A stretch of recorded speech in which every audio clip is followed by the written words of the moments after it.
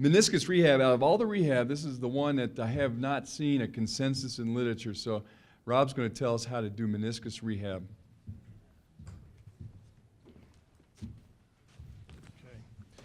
Okay. Just so you know, I've been basing my talks, as I said earlier, just a generalization of things you can use. We take care of about 60 high schools in New York. So I'm really speaking about athletic populations, and in 10 minutes, I won't get into too many specifics. I'm sure there's a lot of things that you do. I'm just going to go over some of the things that I think is important. Okay, so the incidence is difficult to estimate, and it is difficult. Hey, how do you attack these things? I talked to a lot of my peers, and we have a lot of similarities, and we have a lot of differences. Obviously, males more than females, and the most common occurrence of meniscal tears occurs in the middle decades of life. It's load bearing, we know, low transition, shock absorption. We have joint stability with the meniscus. Peter Torzilli at biomechanics, during my time at special surgery, gave me a good analogy. It says the meniscus, with regards to high water content, it's almost like running on the beach. When you step, the water presses out. When you step out, the water comes back and it fills back in. We went over the medial and lateral meniscus. So what I think is important to know is the movement in anterior posterior direction, especially at 0 to 120 degrees of flexion. I'm a big squat guy, whether you agree with it or not. I'll give you my justifications in my next presentation. But you have much more motion, as previously stated, in the lateral meniscus. And less motion occurs at the posterior horns, makes them susceptible for tears, and thus you have to be careful during deep knee activities, and even in ADL regards to appropriate times. So this has been gone over. So we talk about rehab. Because we're all over the map, I mean, it really comes down to the physician. They're the boss. It's their patient being referred to us. It is our patient in rehab, but it's their patient being referred to us. So we've got to have communication with the physician. Type of tear, site of the tear, the size of the tear, the quality of the tissue, et cetera. Rehabilitation has to be evidence-based. We don't throw darts at a wall. We have to have reasons for what we do. And obviously, we have to know the patient's goals. You know, are they an elderly person that just had a mishap, or are they a young athlete returning to the field of play? So we want to create a safe environment. We don't want to hurt the patient. We want to be as aggressive as possible. We want to go to the proverbial line when it's appropriate, but we don't want to violate rules number 1 and 2. We want to avoid unnecessary loads and forces, and we want to avoid excessive fatigue, and I can't express this enough. Generally in rehab, what we do often, my observations through my career, and I've been doing this for 37 years, is that we generally add exercises and loads on the front end as our patients improve, and we don't take anything that's really easy for them off the back end at times. And so instead of maintaining a consistent volume, we just keep adding. And with excessive fatigue that's accumulative, bad things happen. We can increase pain and edema due to overuse type situations. We alter joint biomechanics, like a pitcher that's tired at the later innings. With overfatigue, we reduce muscle and force output. And therefore, if we don't have the muscle stability and the force output to protect the joint, we leave the joint susceptible to compressive forces. The big question is, can we be aggressive or can we be conservative? What does the physician want?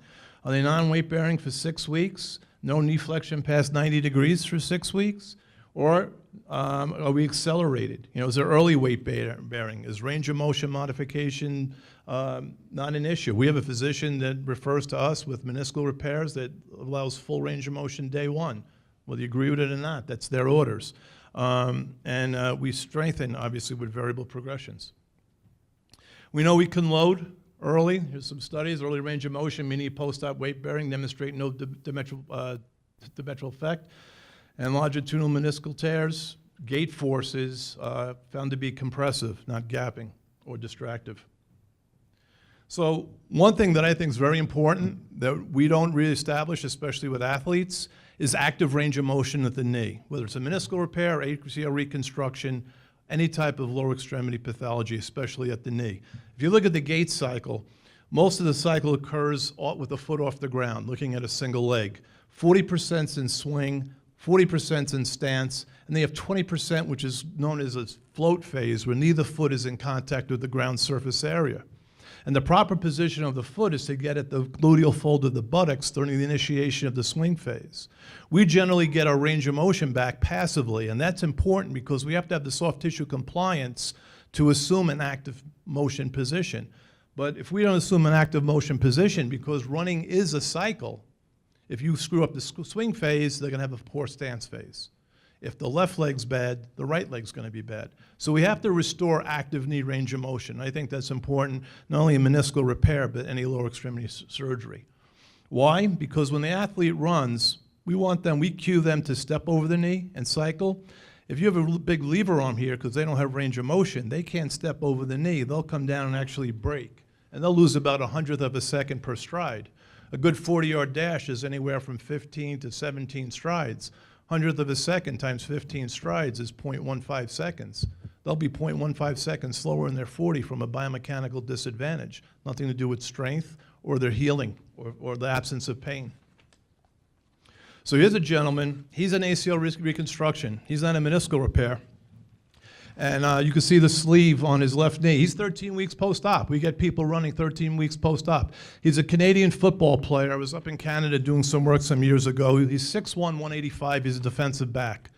All right? I want you to look at his heel height. Compare his active range of motion, left leg versus right leg, 13 weeks post-op. Can you play that, please?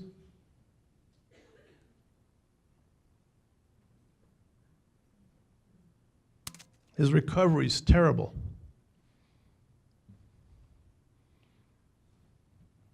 And you'll get the same with your meniscal pathologies.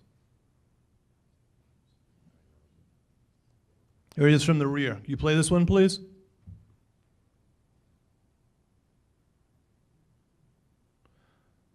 So again, we're very good at restoring passive range of motion, but you have to restore active range of motion. How do you do that? Mock drills, butt kicks. I showed you the drills we do for hamstrings. You can apply them here. MACH, Google it. It's not a secret. It's not in the Pentagon. You'll be able to make your own modifications, etc. Okay, so you have the posterior horns, right? Anything in the back of the knee, root tears, posterior horns, osteochondral lesions, FAI, patellofemoral arthrosis. You may not want to assume a deep knee bend position. I think a deep knee bend position is important. You sit in chairs, you sit in toilets, etc. And so when we look at range of motion, we bring the knee at 0 to 90 degrees, the pressures on the posterior horn at 90 increases fourfold. You have to be careful. It has to be appropriate. It has to be approved. Meniscal movement is minimal at less than 60 degrees of knee flexion. So maybe when you start these knee bend activities, you keep it at 60 degrees or less initially and not go to 90. It could be 3-4 months, could be 6 months. I think you have to avoid deep squats and tibial rotation, but I think there is a point in time where you have to get into a deep knee bend position if feasible. So one thing we do, all right, when someone has been approved, they're off crutches, they're walking, they're sitting out of chairs, etc. A big thing in post-op knee surgery, and especially in ACLs, is kinesiophobia. They're afraid to load or utilize the limb. So what we do early in our rehab, when approved, when they're full weight bearing, is we do something called posting. And if this is a right knee surgery, we put the left leg up on a block, whether it's 4 inches, 3 inches, 2 inches, depending on the height of the athlete. If you elevate the non-op extremity, you make it more difficult for them to shift away from the surgical extremity. And then they'll partially squat and they'll assume a good squat position, which they will have to do to sit, to stand in just normal life. When they could do it off a 4-inch or a 3-inch block, you go 2 inches, 1 inches, then they're on level surface, they have a good pattern, you could start loading, whether you go from the ground up or from the top down. But we use a lot of posting early in the rehab to help avoid shifting and make sure they load the limb. Relative muscular effort, what is it? Muscle force is required to perform a task relative to the maximum force a muscle can produce. So when you look at squatting, comparing the quads, which are important for force production, deceleration, and knee stability, versus the gastrocs and the hip complex, which the hips musculature is the motor, as well as for deceleration. If you look at the effective depth of the exercise versus the load, with regards to the quads, depth is more important for max EMG activity versus load. That's why you need depth, if it's feasible for your patient or your athlete. With the plantar flexors, it's more important to have load. And with the motor, the hips, you need both depth and load for maximum muscle activity. So if we want to perform an exercise in a standing position, which is sport, We need depth, but obviously we're not going to do something inappropriately or at an inappropriate time to put the athlete at risk. So that's why I believe you have to get deep. Last slide. So you'll say, okay, so now I could do knee extension exercises, right? Because I don't need depth. I can't squat. Well, just be careful. When you do a knee extension exercise, you have a vector force coming from the patella tendon at 90 degrees, which is vertical. And you also have a vector force from the quad, which is horizontal. You put those two forces together, your resultant force is not only upward, but posterior. So when you do a knee extension from 0 to 60 degrees, you are going to have a similar shear force as you will deep squatting. So early in the rehab, if you want to use knee extension activities, just like the squatting, you should take it from 60 degrees or less to terminal knee extension, okay? So in summary, you have to have communication with the referring physician, all those things. You have to establish evidence-based rehabilitation plan of action. Remember to restore active knee range of motion, not just passive. Reestablish a good strength base. I told you a little bit about the hierarchy before. I'll get into it in the next presentation.